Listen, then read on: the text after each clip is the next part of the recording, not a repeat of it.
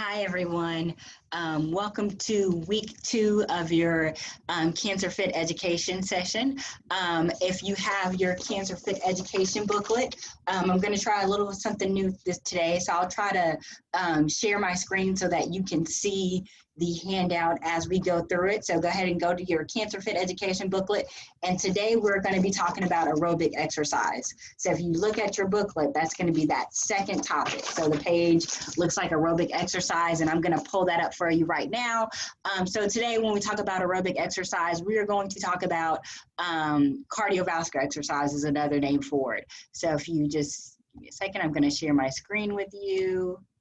And we're going to be looking at aerobic exercise. All right, so you should be seeing exactly what you have in your booklet. If you don't have your booklet, you can just follow along here on this screen. So what is aerobic exercise? So aerobic exercise is basically when we think about exercise, it's probably the first thing that comes to our mind. It's sweating, getting your heart rate up.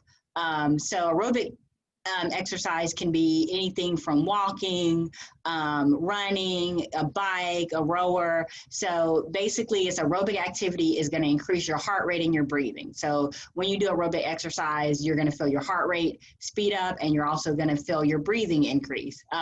It's any activity that employs large muscle groups in a dynamic, rhythmic, or continuous movement. So again, think about your walking, your running, your biking, your dancing. It's a continuous movement. So you're not starting and stopping, you're doing it in a continuous way.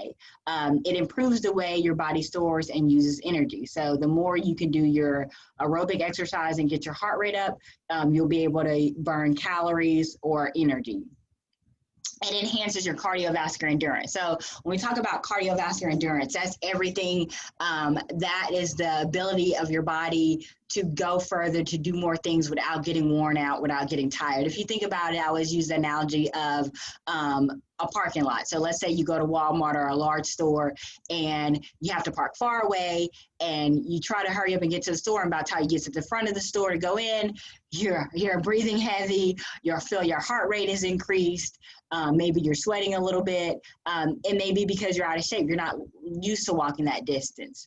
Once you build your cardiovascular endurance up, let's say you have to park far away and you get up, you're huffing and puffing, you go up to the front of the store, but maybe you're not sweating as much, you're not breathing as heavy. That is your body has become more efficient. Your heart has to become more efficient, and it doesn't have to work as hard for the same workload. So it enhances the ability of your heart and blood vessels to deliver oxygen to the body cells. So your heart doesn't have to work as hard. So when your heart rate increases, your heart is not used to that activity, and it has to work really hard to pump that blood to get oxygen to your muscles. When you exercise, your heart doesn't have to work as hard. So we do not want our heart to work hard, right, for little work. We want our heart to be efficient. And that's what cardiovascular exercise does. It makes our heart efficient. It's used to that movement, it's used to activity, so it does not have to work as hard. Your muscles are able to use that oxygen more readily. So if we go down here to examples, it's kind of what we talked about. Walking, we have a machine in here called a new step. It's kind of like a seated elliptical, a bike, in the indoor or outdoor bike, rowers, things like that. Those are all good examples of aerobic exercise.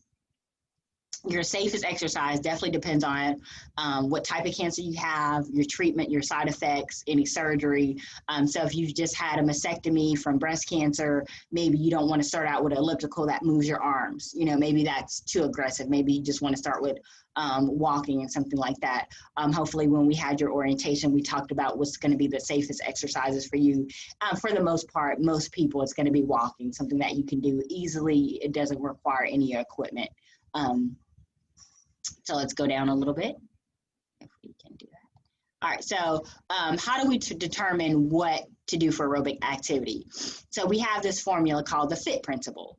And every letter in FITT, F-I-T-T, stands for a different word, acronym. So the first letter is F. F stands for frequency. Basically, how often should you exercise? So this is based on the American College of Sports Medicine and the American Cancer Society, and they came up with what's the best formula for exercise. So first, F is for frequency. How often? How often should you exercise? Now, again, I always talk about this as the end goal. So this is not the beginning. This is the end goal.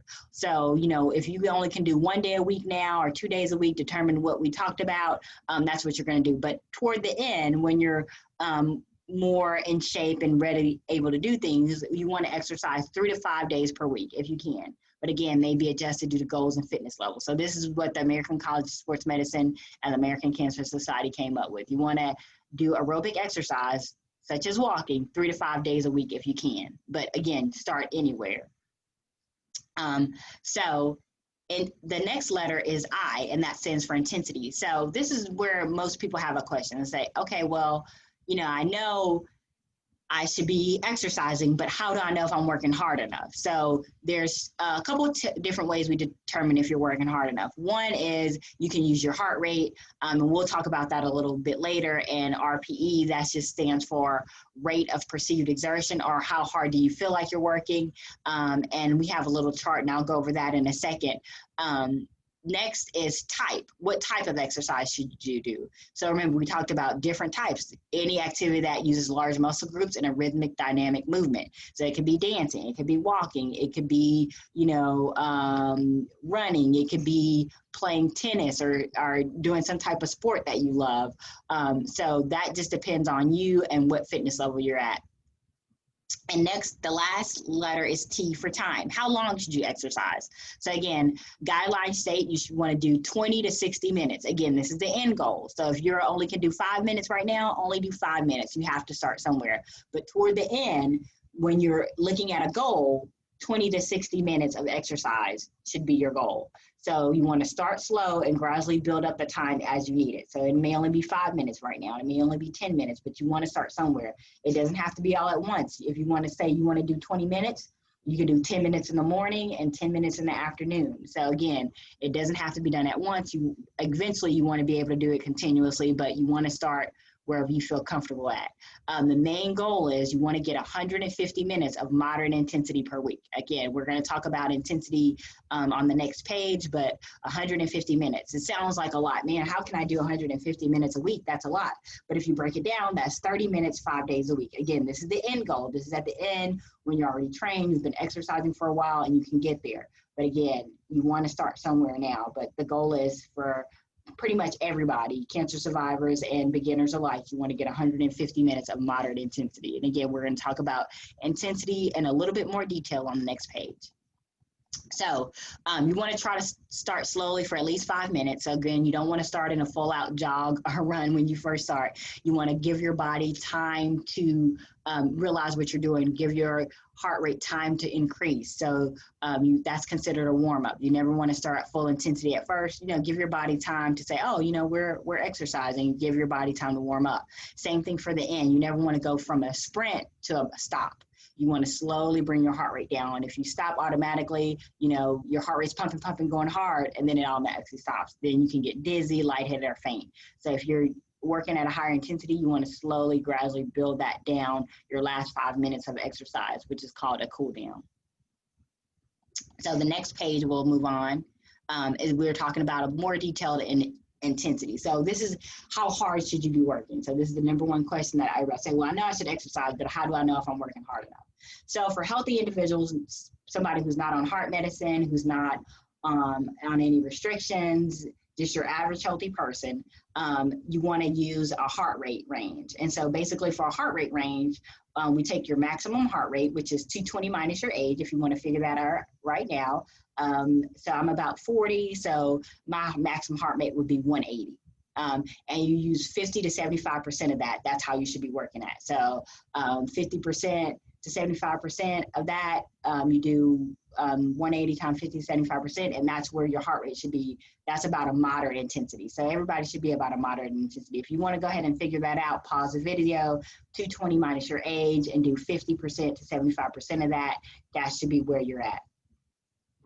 That's great for your healthy individual. You don't have any health issues. But if you go into a lot of gyms, they'll probably show you that formula. I don't love that formula because it has a degree of error to it, right? Now, if you see somebody, everybody that same age is not the same fitness level. that is true. You can take somebody 50, no health issues, and they've been exercising their whole life. They're at a different fitness level as somebody that same age who has health issues, have maybe a cancer diagnosis, and they're not going to be able to work at the same rate. So if you just use age to determine how hard you should work, it just doesn't work for me. So you may see that, but again, I like to use this next way. It's called rate of perceived exertion. That's just a fancy way of saying, how hard do you feel like you're working? Very subjective. How hard do you personally feel like you're working? And that's how I want everybody, cancer survivors, to use as a guideline. So my scale here says 11 to 15. If we look at the 11, it says fairly light.